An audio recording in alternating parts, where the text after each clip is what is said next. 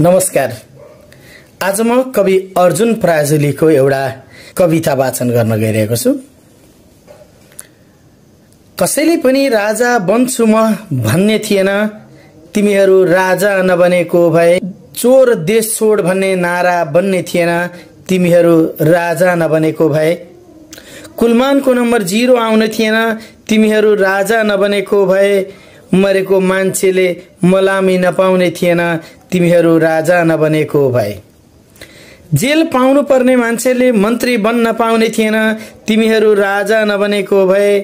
तिम्रो मुटुले जुलुस देख्न साथ ढ्याङ्ग्रो बजाउने थिएन, तिमीहरू राजा नबनेको भए। तिमीलाई नेता बनाउने जनता तिम्रै विरुद्धमा जाग्ने थिएन, तिमीहरू राजा नबनेको भए।